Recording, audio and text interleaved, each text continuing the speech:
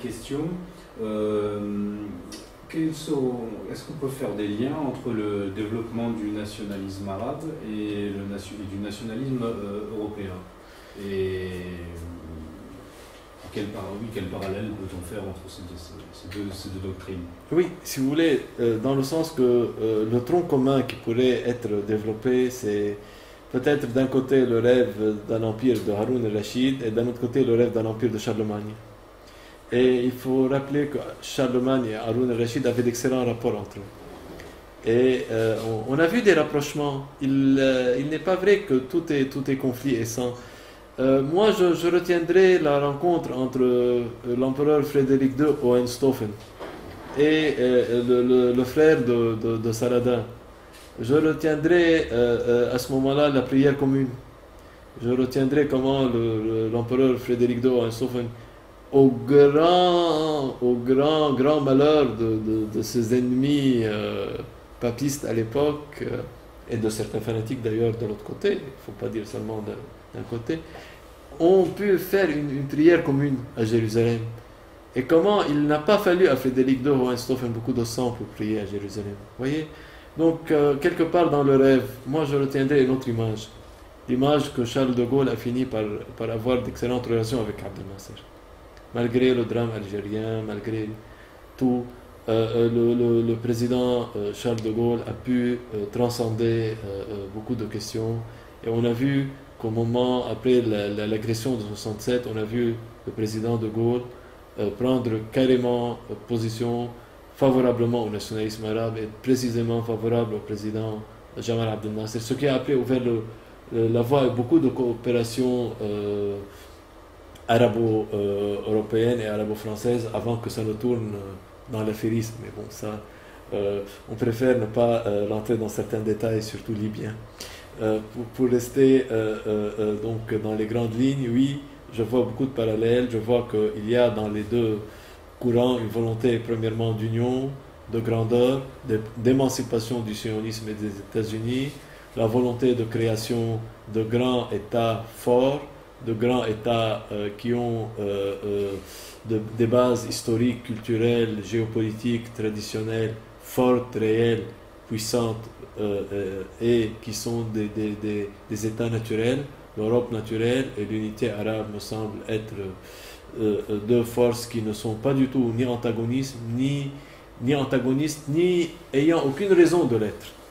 Il est clair que les questions suscitées tantôt par les questions économiques, tantôt par l'immigration débridée, ne sont posées que par le sionisme, par le libéralisme mondial, par cette puissance qui ont créé ce chaos international, par le capitalisme apatride mondial, par les lobbies et les puissances sionistes et d'autres lobbies qui ont créé cet antagonisme artificiel. Mais sinon, il me semble que les deux rives de la Méditerranée sont faites pour s'entendre et les exemples que je citais sont là pour le prouver. Et il est nécessaire et il est très important que l'idée nationale, qu'elle soit nationale arabe ou qu'elle soit nationale européenne, continue. Parce que sinon, c'est le chaos. Moi, je me pose une seule question. Si les Arabes ne veulent pas créer un État arabe uni, indépendant, souverain, tolérant, démocratique et institutionnel, quel avenir ils ont? De devenir les esclaves de régimes militaires ou paramilitaires, de finir sur des radeaux en essayant d'atteindre la Méditerranée, ou de finir comme des bêtes de somme qui vont le matin au travail et qui reviennent le soir comme des brebis en attendant le lever du soleil pour reprendre la même route. Je ne crois pas qu'il y ait un dessein arabe sans le nationalisme arabe. Aucun avenir ne peut exister pour les Arabes sans le nationalisme arabe, sans la volonté de créer un État naturel des deux côtés du Mashrek et du Maghreb, avec comme capitale, évidemment, la grande ville métropole arabe, c'est le Caire. Il faut dire les choses. Il ne faut pas avoir honte de dire le Caire est la capitale arabe, qui peut réunir les deux ailes de la nation arabe et qui peut créer un dessein et qui peut donner un avenir et de l'espoir à ces bientôt 330 ou 320 millions de personnes qui existent sur 14 millions de kilomètres carrés. Et de l'autre côté du nord de la Méditerranée, un État qui irait des confins du Portugal jusqu'à Vladivostok est une nécessité pour une Europe indépendante, souveraine, libre, qui finirait de l'emprise du dollar et qui finirait de l'emprise sioniste et qui pourrait constituer un État fort, un État enraciné dans sa culture, dans ses origines, dans ses traditions qui sont tellement riches, tellement belles et tellement importantes à sauver et à préserver.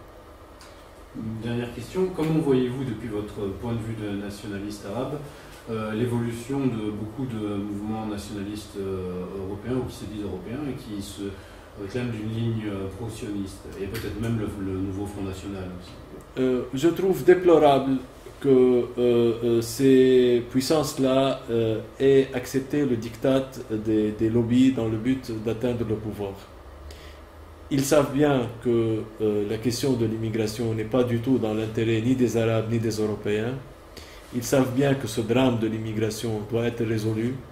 Ils savent bien que les lobbies sont en train de créer un conflit artificiel entre les deux rives de la Méditerranée.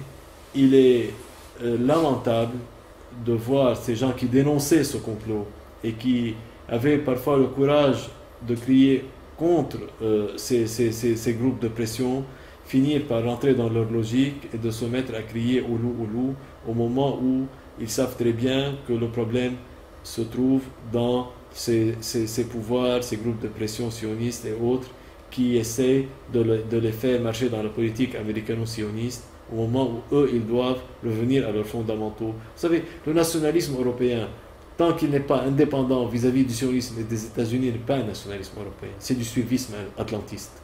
Et je ne crois pas qu'on devrait confondre. Et tout parti nationaliste européen, quel qu'il soit, à partir du moment où il cède sur ses fondamentaux, il va perdre ses fondamentaux et il ne fera rien au pouvoir et il n'arrivera pas au pouvoir. Je doute fort qu'un parti sans fondamentaux puisse arriver au pouvoir et même au pouvoir puisse changer quelque chose. Il y a des expériences, l'expérience italienne, l'expérience belge, l'expérience danoise et l'expérience suédoise qui malheureusement sont là pour le prouver. Merci Monsieur Moukran et à bientôt pour la suite. Merci beaucoup.